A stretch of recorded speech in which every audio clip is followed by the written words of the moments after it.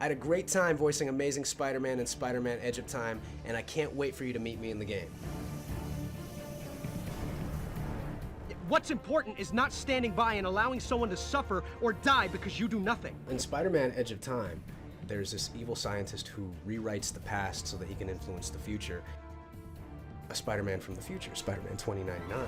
You're the one who doesn't get it, Parker. Explains this to me, and we have to team up to work together through time and through our own personal differences. Now who's being selfish? Fine, I'll admit it. I'm selfish. Happy? There's a lot of obstacles and villains that you're going to have to overcome in Spider-Man Edge of Time.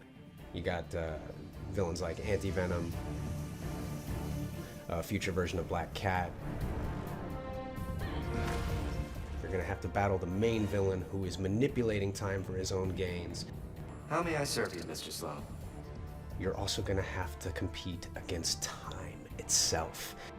You have two timelines that are happening simultaneously. What you do in one will affect the other one immediately. So if you're in the future and somebody's in the past and somebody does something in that past, it's going to immediately affect your future. It makes you think. It's more than just dealing with what's in front of you. Time is constantly ticking down and you have to fight against this. Otherwise, I die. And you don't want that to happen.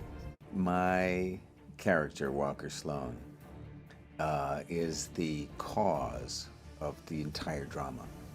He's all consumed with the concept of being able to change life itself. I'm almost embarrassed it took me so long to come up with it. He's a very clever guy, so he doesn't have a reason to be good. I kept you close to keep an eye on you, make use of you. But now you're done, and I'm done with you. In this story, even though it's spectacular, it's all very logical.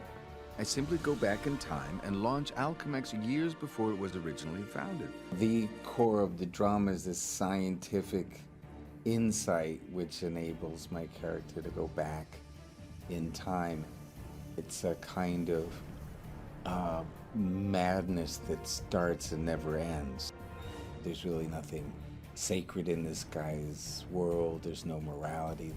But he won't have anything to say about it by the time I'm done. Anti-Venom, finish him. I just found it fun running out of patience You knew I was out to change the future? with life itself or with Spider-Man. Impressive resistance. Bad guys are great. They're usually really self-involved, Alchemex should be thanking me. emotional. This is getting ridiculous. Someone's got to die. I had a great time voicing Mary Jane in Spider-Man Edge of Time, and I can't wait for you to meet me in the game. I'm really excited to be a part of Spider-Man Edge of Time because this is actually the first time I've ever done a video game or voice work. What are these things? You never said who you are. And where's Peter? And to be Mary Jane is, I think, the highest honor I could have had in a video game. I've always enjoyed her as a character. Oh no. What's wrong? It's Mary Jane. She dies. Tonight. She doesn't take no for an answer. You have to save her now. One really great and important plot point in this video game is that Mary Jane goes to meet Peter. Anything for you, babe. And I love when you call me Tiger. And he's actually not there, and in his place is Spider-Man 2099, which is Spider-Man from the future. Shock. I actually really relate to her in a lot of ways. You're talking to Peter right now? That's so sweet. I just want to say thank you. You're as brave and unselfish as another guy who goes by the handle of Spider-Man.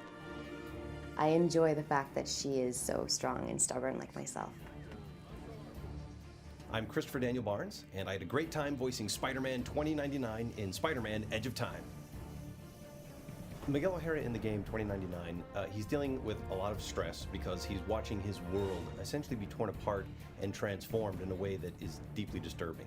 His role in the game, his quest is to transform that, to stop that, to reverse the process. Miguel contacts Amazing Spider-Man in an effort to restore the timeline. And Amazing, obviously is not aware that anything's happened because he's not privy to the transformations taking place. These are two very different Spider-Men in different dimensions and at different stages in their lives. and they begin this relationship, this dynamic of working together to resolve the discrepancies that have occurred. They've got to run through almost like a gauntlet of these obstacles under time constraints in order to be successful, because if they're not, basically the world falls apart for both of them in different ways. As they progress through the journey, through the quest, they come to trust each other. Okay, the force field should be down by now. They come to like each other. You know, you gotta learn to lighten up. You're killing me, O'Hara. Working together with Josh. You can't mean that. You can't just ignore that she's in danger. And, of course, amazing that he embodies. It's a lot of fun. It's almost like an old radio show that way. You're together, you're working together, and you're playing off each other. You're the one who doesn't get it, Parker. The future depends on you. My future is meaningless without her. And everyone else's future can go hang? When we're in the booth, I can really hear, not just read on the page, but I can really hear what Josh is doing, and I can, hear his inflections, and I can even see him. Oh, great. Any other ideas? All right, let me think. I wish I could just say open sesame or grant me access. At one point in the game, they flip roles so that Spider-Man 2099 is in the other dimension of Amazing. Amazing's in his dimension. It's very interesting. Something came through with me. Oh my God. The gamers are going to have a lot of fun working through all of these interesting dilemmas within the different time streams. Hey, I'm Katie Sackhoff, and I am voicing Black Cat in Spider-Man: Edge of Time. Help me, Spider. Voicing over Black Cat, it is exciting for me just because I like the angry, sarcastic nemesis. Well, then come and get it. The relationship between Spider-Man and Black Cat is very interesting because they did have a past relationship. It was like old times, wasn't it, Peter? Did I hear you talking about someone you love? And this Black Cat that he meets in the future is not the person he had the relationship with. They gave me an anti-aging drug. She's cloned many times. You really gonna do this, Felicia? And you get to guess which one. And Spider-Man constantly says things to her like, "That's not the real you, Felicia." I don't know what you're talking about. She has obviously some of the same characteristics. It is her. It's just lots and lots and lots of her. Isn't this fun? There's this interesting sexual tension that children won't get, but adults will. Be honest. Was I Yeah. good? You were great. Better than the original. And there's also this physical, violent tension, I guess, where they're at each other a lot. You destroyed me, Spider. And after what you did, I didn't care what happened to me. She's got some pretty fantastic comments. Then you're about to get deadly serious. This is definitely like a cat with more than 9 lives. How much rejection is a girl supposed to take? Why don't we do the interview? Sure. My character, Walker Sloan, is the cause, really, of determining the new world, isn't it? But if I were to pretend to have a superpower, and it was mental telepathy, well, then you would know all about it, wouldn't you? I'm acting like I'm acting. He's all about power, but he won't have anything to say about it by the time I'm done.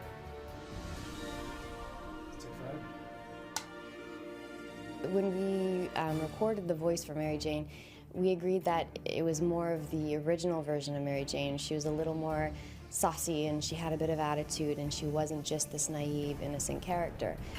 You again. At first I thought you were... But you sound different. I should probably do it again. Right?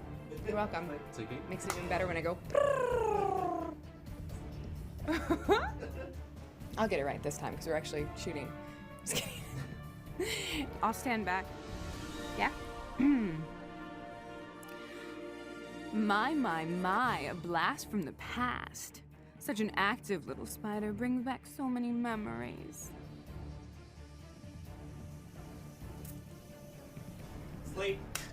I think the best thing about working in the booth is you actually get the experience of what the other actor's doing. Oh, you're the one who doesn't get it, Parker. The future depends on you. My future is meaningless without her. And everyone else's future can go hang? Now who's being selfish? The characters are so different that seeing that contrast and hearing that contrast really helped me to get a handle on my character. That's what worked for me.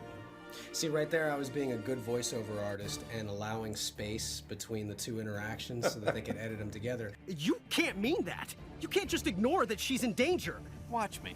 You selfish son of a... Look, I'm trying to focus on what's important here. What's important is not standing by and allowing someone to suffer or die because you do nothing. You don't have that barrier. You can actually have a real dialogue. Sure. And in some of these scenes where things are so tense... I'll say and do anything you want, just please, Miguel, do this for me. Oh, this is gonna be a huge mistake. I owe you, Miguel. Big time. Yeah, shocking right you do. But maybe this'll help even the score for everything the world owes you. And the thing about video games is that video games are akin to horror movies in that it's life or death all the time. Oh no. What? What's wrong? It's Mary Jane. She dies tonight, right there at Alchemax. How did you know? Oh, for shock's sake, what part of Don't Poke Around the Archives was unclear? Fine, I'm a nosy Parker, but now that I've found out... It's what? What, my job to save her? I've got enough to deal with. That's brutal, dude. Spider-Man Edge of Time is a brand new action-adventure game starring both The Amazing Spider-Man and Spider-Man 2099. We decided to focus exclusively on Spider-Man 2099 and The Amazing Spider-Man. We thought that they really deserved their own story. You're actually working together across the span of time, about 90 years, to stop a catastrophic event from happening, which is the death of the Amazing Spider-Man. One of the things about the game is that the actions in the Amazing universe directly impact the events in the 2099 universe. Peter Parker and Miguel O'Hara will actually have to work together and learn to trust each other in order to succeed. Okay, let's go over the starter procedures. Slow down, Parker. It's not that simple. We can play as though we're in his adventure. You can actually feel as though you are Spider-Man. Oh my God. Amazing Spider-Man is a bit more elegant, more acrobatic, uses his webbings a lot. Webbing up guys, he's shooting web shots at them. You can use the web as a weapon. You can use the webbing to protect yourself. You use the webbing for travel, fast, one place and another. It almost was necessary for the geniuses at Marvel Comics to come up with different versions of Spider-Man, like Spider-Man 2099, to take up the mantle of Spider-Man. With 2099, it's very much all about bringing the enemies close into you. You'll notice that 2099 is very key with his striking abilities. For ASM, it's all about range combat. The faraway enemies are really easy to attack. He's confident, maybe overconfident. Ready? Good to go. And he's wisecracking. For shock's sake, Parker, what part of Don't Poke Around in the Archives was unclear? Fine, I'm a nosy Parker. He's incredibly strong. He has his super agility. He can move like a Spider-Man, quickly and uniquely.